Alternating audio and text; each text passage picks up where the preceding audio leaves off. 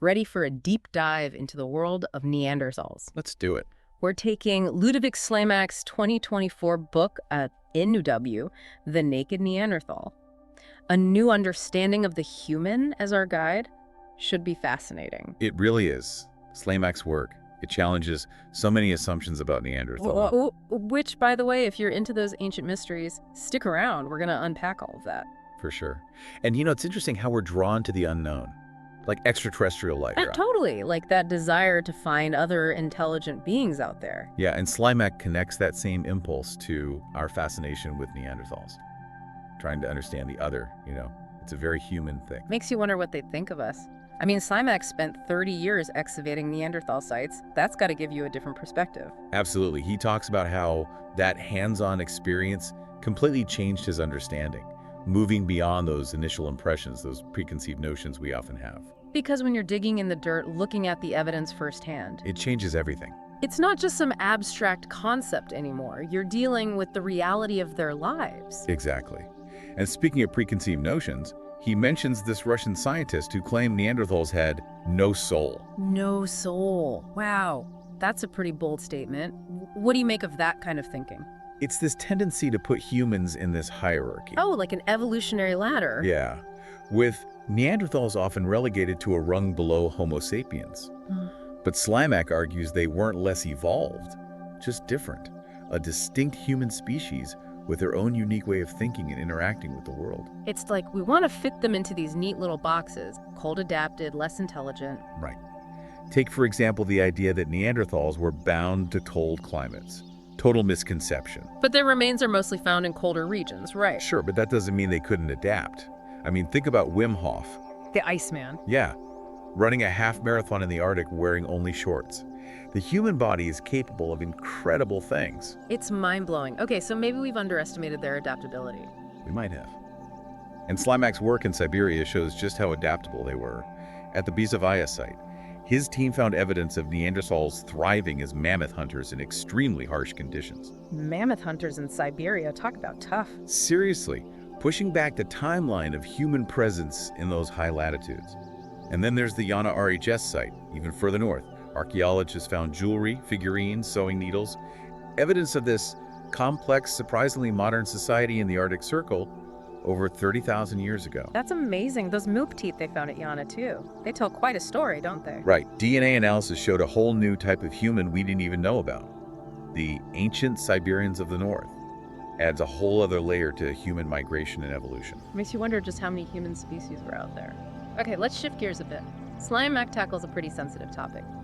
Neanderthal cannibalism. Cannibalism always makes people uneasy, but Slimak approaches it from a purely scientific point of view. Well, you can't ignore the evidence. What did he find? So, at the Willigursi cave in France, they discovered Neanderthal bones alongside animal bones. Both had similar butchering marks. Sounds like something out of a movie, so was it just a case of survival cannibalism? Here's where it gets interesting. The sheer number of cut marks, even on bones with little nutritional value, raises questions. So maybe more than just survival. Possibly. He compares it to other cultures throughout history that practiced ritual cannibalism. Maybe to confront death, honor the deceased. We may never know for sure. It's fascinating how this one topic reveals so much about our own perceptions of Neanderthals. For sure. Now let's talk bling. Were Neanderthals crafting jewelry? The million-dollar question. We see eagle claws, drilled shells, feathers, things that could suggest art and adornment. So were they fashionistas or what? We have to be careful about jumping to conclusions. Just because those objects are present doesn't necessarily mean they were used for symbolic purposes. Take eagle claws, for instance. Those sharp points could have been practical tools. Then the feathers. Surely they weren't using those for tools. Well, polar explorer Jean Mallory observed Inuit communities eating bird feathers for their nutritional value. Eating feathers? Seriously? Yep, apparently the fat in the stems is quite nutritious. You learn something new every day. Okay, so maybe not a fashion statement. But what about cave paintings? Those have to be art, right? You're thinking of that 2018 study about the cave paintings in Spain, the ones dating back over 65,000 years. Yeah, those were groundbreaking. They said Neanderthals were the artists. It was huge. But Slimak and some other researchers questioned the dating methods. The evidence wasn't as conclusive as they initially thought. So the Neanderthal art debate continues. But even without cave paintings, what about those markings and engravings on bones and stones? There's got to be some symbolic meaning there, right? It's tempting to think so. Reminds me of that study by Desmond Morris. The zoologist. Yeah.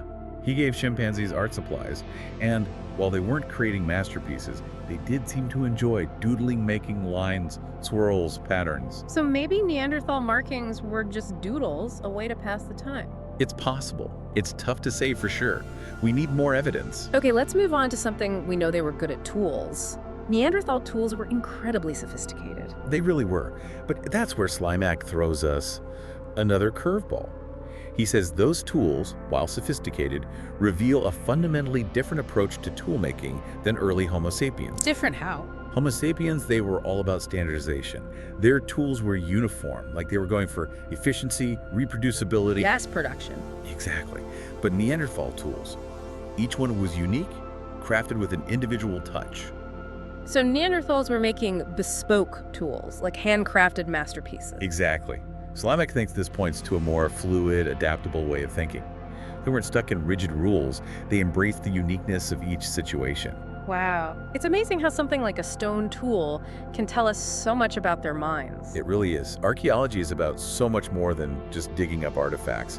It's about understanding how these ancient humans saw and interacted with their world. And we're getting a much clearer picture of that world, thanks to researchers like Ludovic Slimak. He's pushing the boundaries of what we thought we knew about Neanderthals. And we're just getting started. So last time we were starting to dig into that whole Châtelperronian culture mystery. Why is this period such a big deal? Well, the Châtelperronian culture popped up in Europe around 45,000 years ago, right when Homo sapiens were showing up. Coincidence? Maybe, maybe not. For a long time, these artifacts, with their fancy techniques and decorations, were thought to be like a final burst of Neanderthal creativity, a last hurrah before they vanished. Kind of a romantic notion, isn't it? It is. But Slimak wants us to look at it from different angles. He points out how the Châtelperronian culture was limited to a small area, mostly in France, and it appears right as Homo sapiens arrive. Hold on. Are you saying Homo sapiens might have actually created those Châtelperronian artifacts? It's a possibility. Slimak found some striking similarities between the Châtelperronian stuff and artifacts from the Levant, in the Eastern Mediterranean. Yeah. And the Levant artifacts are definitely Homo sapiens. Oh, absolutely, no question. So it makes you wonder, what if the Châtelperronian culture wasn't a late Neanderthal thing? What if it was early Homo sapiens migrating into Europe, bringing their own style with them? Wow. So the artifacts we thought were Neanderthal might actually be proof of Homo sapiens being in Europe much earlier than we thought. That's a game changer. It really is. Shows how archaeology is always evolving as we find new stuff and make new connections. It's like piecing together a giant puzzle, one discovery at a time. Speaking of discoveries, what about Slimak's work at the Mandarin Cave? Why is that site so special? Mandarin Cave is like a time capsule. Humans lived there on and off for almost 80,000 years. The layers there, a gold mine of information, and Slimak's team found something incredible there. Proof that Neanderthals and Homo sapiens lived in the same cave, just 1 year apart. 1 year? That's cutting it close. What does that tell us? It's the first solid evidence we have of these two human species overlapping in a specific location. And to make it even more interesting, Homo sapiens show up at Mandarin Cave right when Neanderthals disappear from the archaeological record all over Europe. Okay, so were they hanging out swapping stories, or was it a lesson-friendly encounter? That's the million-dollar question. Unfortunately, archaeology can't give us all the answers. Finding evidence of direct conflict, like battle wounds, is super rare. We just don't have enough information to say for sure if Neanderthals went extinct because of violence or something else entirely. So what are the other possibilities? If it wasn't a bloody takeover, how did Homo sapiens take over? One theory is that Homo sapiens simply outcompeted Neanderthals for resources. Their hunting techniques and social structures were more advanced. Imagine Homo sapiens with bows and arrows, bringing down game more efficiently. Bigger populations, needing more land. Survival of the fittest in action. But the Neanderthals wouldn't have just rolled over, would they? Slimak brings up an interesting parallel. Think about the colonization of the Americas.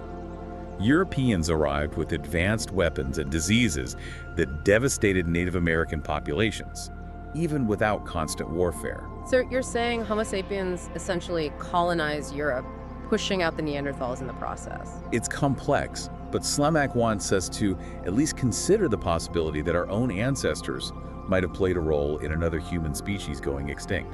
Not necessarily through direct violence, but because of their expansion and their technological edge. It makes you think about the impact we have on the world today. It's a sobering thought. Absolutely.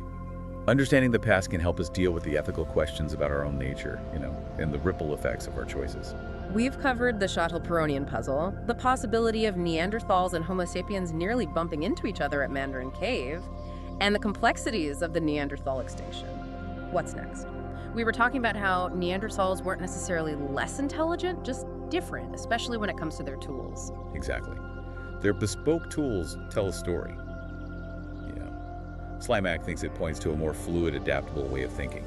They weren't limited by strict conventions. They embraced the individuality of each situation, each material. Their tools weren't just tools. They were expressions of their individuality. Which is a stark contrast to Homo sapiens and their mass-produced tools. Right. Homo sapiens were all about efficiency, control, predictability. But Neanderthals, they were more in tune with the nuances of their environment, and you see that reflected in their creations. And that difference in perspective could have had huge implications when these two groups met. What do you mean? Imagine these two groups meeting for the first time, each with their own unique way of seeing the world. Misunderstandings, conflicts, bound to happen. It's like a real-life clash of cultures, but with much higher stakes. Exactly. And Slimak suggests that this clash, this inability to understand each other, might have played a part in the Neanderthals' disappearance. It wasn't just about tools or resources. It was about completely different ways of being, different ways of making sense of the world. So you're saying Neanderthals weren't just outcompeted, they were misunderstood. It's a tragic thought, isn't it? A whole human species with its own rich culture, gone not because they were weaker, but because they were different. It really makes you think about the importance of diversity, of understanding. It does. Slimak's work forces us to confront the idea that there are many ways of being human, to appreciate those differences instead of fearing them. This deep dive has been incredible. We've gained such a deeper understanding of Neanderthals, their unique way of thinking, and the mystery surrounding their extinction. That's the beauty of archaeology. It gives us a window into the past, into the lives and minds of those who came before us. And there's always something more to discover. And speaking of discoveries, Slimak leaves us with a final thought. He wants us to consider the role of advanced weaponry in the Neanderthal extinction, and what that says about our own potential for conflict and displacement. It's a sobering reminder that the past isn't really gone. It still shapes who we are today. It's our responsibility to learn from it, to recognize the complexities of our own nature, and hopefully build a future where diversity thrives. What a powerful message. It seems we still have a lot to learn from Neanderthals, not just about them, but about ourselves as well. That's all the time we have for today's deep dive into the world of Neanderthals. Until next time, keep exploring, keep asking questions, and keep those minds engaged.